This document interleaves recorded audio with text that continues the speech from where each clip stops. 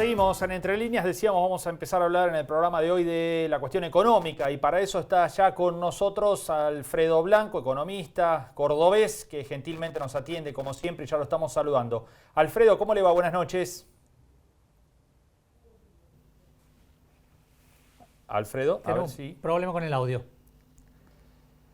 A ver si ¿Ahí lo me tenemos. escuchan? Ahora sí, ahora sí. ¿Cómo le va? Buenas noches, gracias por estar allí. Bueno, no, al contrario, muchas gracias por invitarme Entre Líneas. Bueno, muchas gracias. Bueno, Alfredo, recién hablábamos si se despertó el dólar, nos preguntábamos, porque desde el lunes de la semana pasada empezó como a caminar un poco más rápido, estamos hablando de la cotización del dólar blue, y nos preguntábamos en un escenario de alta inflación si esto a su vez no retroalimenta esa inflación y puede llegar a acelerar aún más la suba de precios. Bueno, ¿cómo está viendo esa relación dólar-precios? Bueno, ese es uno de los motores que tiene la inflación, la modificación del tipo de cambio. Además, incluso el dólar oficial, el gobierno comenzó a moverlo un poquito más rápido. Pensemos que el gobierno ha acordado con el Fondo Monetario que va a intentar de que no se atrase el tipo de cambio. ¿Esto qué quiere decir? Que va a tratar de ir devaluando un poquito por encima de la inflación. Durante todo el año pasado el tipo de cambio fue por debajo de la inflación, ¿no? Pero bueno, eso significa que se empieza a deteriorar el tipo de cambio y empieza a haber, obviamente, dificultades. Por ejemplo, si uno mira cuánto era, si uno compara el tipo de cambio del 17, sí, del 17 de diciembre del 2015, que fue cuando Macri unificó el mercado cambiario, y eso lo hace igual a 100, bueno, ahora estaríamos aproximadamente en 101, es decir, que después de tener un periodo que tuvimos tipo de cambio alto, bueno, comenzó a bajar. Entonces, primera cuestión es que el gobierno está enfrentado a un dilema complicado. Por un lado, lo que señala de que si el dólar crece, eso va a pegar en los precios, porque obviamente impacta sobre, por ejemplo, el precio de los importados y la mayoría de los insumos industriales que tenemos nosotros son de origen importado, entonces aumentan los precios.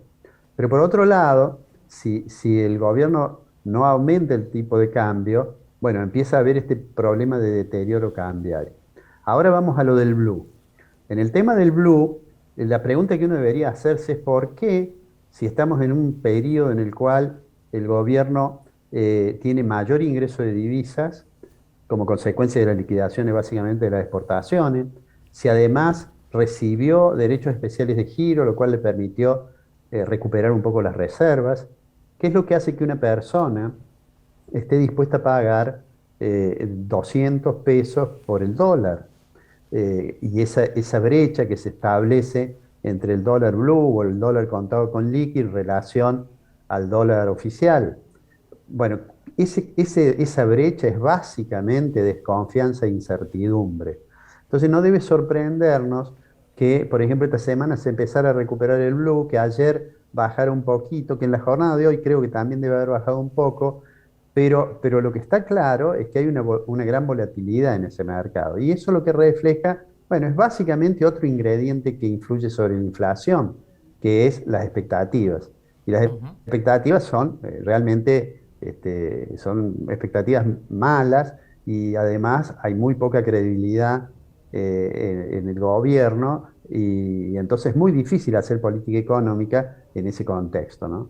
Porque además, Alfredo, tampoco hay dólares, ¿no? Veamos lo que está pasando con la industria automotriz, que está diciendo, nos quedamos sin cupo, muchos se quedan sin cupo ya en mayo, otros en junio, con lo cual no se pueden importar autopartes y esa industria está diciendo que va a tener que parar las plantas, ¿no? Sí, bueno, ha habido un comunicado de autopartistas de acá de Córdoba que justamente señalan eso, y de hecho, digamos, los trámites y las restricciones para acceder a dólares para importación existen, y bueno, eso trae muchísima preocupación, porque si eso existe ahora, que estamos en el periodo en que entran muchos dólares, bueno, razonablemente uno puede pensar que en el segundo semestre se puede llegar a complicar más aún, ¿no? Y bueno, eso tiene un impacto muy negativo sobre el nivel de producción y a pesar de que la economía muestra algunos números de recuperación, inclusive de recuperación con relación a los valores prepandemia, aunque 2019 tampoco fue un año muy bueno, pero a pesar que muestre eso, lo que todo el mundo dice, aún los empresarios que le va bien, dicen, sí, estamos bien, pero no sabemos hasta cuándo. Claro. Alfredo, ¿cómo juega el acuerdo con el fondo en esto? ¿Qué cantidad o qué volumen de certeza da para, evidentemente no el suficiente, ¿no? Pero ayuda a que esto tenga cierta calma para adelante? Bueno, yo creo que lo hablamos en una oportunidad, yo creo que Argentina no tenía opción y debía acordar con el fondo. En aquel momento yo creo que dije, por ejemplo, la actitud del entonces presidente del bloque mayoritario de Máximo Kirchner me parecía realmente una irresponsabilidad, porque Argentina iba a caminar hacia una situación, digamos, de consecuencias muy graves cuando cayera en una situación de impago. Ahora, en realidad también dijimos que el acuerdo con el fondo era para generar un punto inicial de empezar a resolver los problemas. No es que se resolvieran. En realidad lo único que se hacía es decir, mire, vamos a pastear para adelante, vamos a comprar tiempo, digamos, en esta deuda y casi con seguridad que cuando comiencen los vencimientos va a haber que hacer alguna otra renegociación.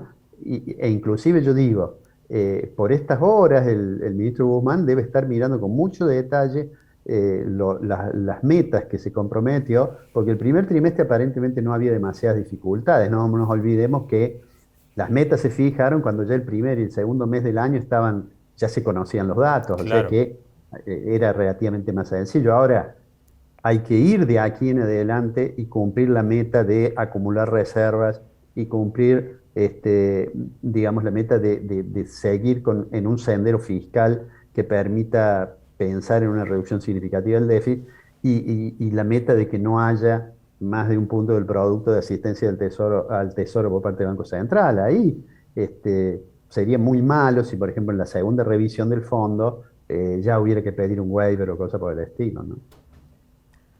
La inflación en estas condiciones, Alfredo, hay pronósticos de todo tipo, ¿no? Quienes dicen el 60 de piso, el 70, hablan algunos de 3 dígitos. ¿De qué va a depender finalmente el número final de inflación en este 2022?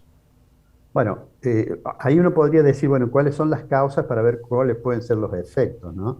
Yo creo que el ministro Guzmán tiene razón cuando dice que es multicausal, pero lo que sucede es que dentro de esa causalidad tiene efectos de inflación inercial, es decir, se van cada vez indexando más contratos de acuerdo, efectos de expectativa, tiene efecto, obviamente, de presión por el lado de que la cantidad nominal de dinero en la economía presiona no solamente sobre el tipo de cambio, sino también sobre los precios. Es decir, ahí hay que ir a ver la cuestión monetaria y la cuestión fiscal. Entonces, si esas son las causas, y uno dice, bueno, ¿qué se está haciendo para resolver eso? Hay al menos, bueno, hay dos cuestiones en las cuales no tiene ningún éxito. Es decir, no se puede desindexar la economía por decreto, digamos, salvo que haya un programa integral y una reforma monetaria. Y en segundo lugar, está el tema de las expectativas y de la credibilidad. El presidente Fernández habló con el ministro al lado cuando se hizo el anuncio de este potencial impuesto a ganancias inesperadas, pero en realidad eso no le da más credibilidad, porque el que no tiene credibilidad también es el presidente. Entonces, a mí me parece que no podemos esperar una reducción muy importante de la tasa de inflación. Cuando se conozca la tasa de inflación de abril, digamos, el gobierno esperará 5, a lo mejor sale 6. Es una tasa tremendamente alta. Vamos a estar caminando más cerca, seguramente más cerca del 60 que del 50. Y todo esto que estamos diciendo es bajo un supuesto muy fuerte, y es que no haya una crisis política un poco más severa. Las contradicciones internas en la alianza de gobierno en realidad también generan incertidumbre, y se escuchan críticas al comportamiento del gobierno de parte de diputados y funcionarios a veces que integran el gobierno. Entonces me parece que con todas las limitaciones que tienen las posibilidades de hacer proyección en economía en general y en particular si es en la Argentina, Ujú. digo, tenemos que pensar que vamos a tener un año de muy alta inflación y que además de estar caminando al 60, además llega un momento que con la inflación es muy alta, en realidad inhibe la posibilidad del cálculo económico y comienza a haber efectos recesivos. Es decir, el año pasado nosotros crecimos 10 puntos el producto y este año el gobierno tiene la aspiración de crecer 4 o 5. A mí me parece que nos vamos a encontrar con la realidad que se va complicando la actividad económica de manera tal que vamos a tener una tasa mucho más moderada de crecimiento. Junto a ello, hay otro aspecto que es muy importante. Cuando la tasa de inflación empieza a ser tan alta, obviamente se exacerba la puja distributiva, que es otro elemento que empuja la inflación. Y comienzan los reclamos, un poco ya los hemos visto, los reclamos de reabrir paritarias, de poner cláusulas gatillo, etc. La verdad es que yo no tengo muchas esperanzas que hasta que termine el gobierno, en 2023, no tengo mucha esperanza de que pueda hacer mucho. Me parece que van a poner en marcha un plan que va a ser tratemos de llegar. Y tratemos de llegar con una tasa de inflación alta, pero me parece difícil, porque el gobierno difícilmente pueda generar expectativas que le permitan poner en marcha un plan antiinflacionario integral. Me parece muy difícil. Alfredo, pese todo esto, al excelente momento en el motor principal de generación de dólares que tiene el país, que es la agroindustria, sí, ¿no? Que está trayendo dólares en cantidad abundante al país. Sin lugar a dudas. Sin embargo, con eso no alcanza. Claro. Han pasado ya mucho tiempo, si es que alguna vez existió, aquello que era casi un lugar común que se decía, con un par de buenas cosechas nos salvamos. Puede ser que eso ocurra a nivel individual, pero no para Argentina. Hoy hay una nota en el Wall Street Journal que se llama Economía de Alimentos, una lección argentina, algo así.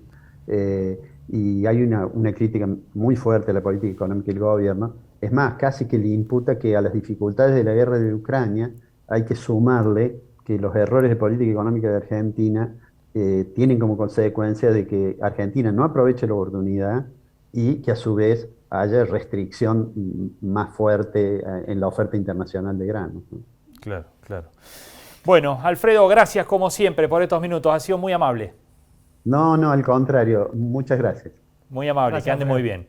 Bueno, ahí estaba el economista Alfredo Blanco, como siempre, dándonos un panorama y aclarándonos la cuestión vinculada a la economía, a la inflación, al dólar y todo lo que padecemos en Argentina. Sí, todos los panoramas y todas las opiniones que uno escucha referidas a la economía son desalentadoras, ¿no? Sí. Para este año, por doble vía, por un lado por los problemas que arrastra el país, económicos, y que no le encuentra una solución, pero sobre todo por la debilidad política y la desorientación funcional que tiene el gobierno de Alberto Fernández, ¿no? Que es débil políticamente, no cierra hacia adentro, no da señales claras, no se sabe demasiado qué quiere hacer, si quiere cumplir las metas del fondo o no, ¿no?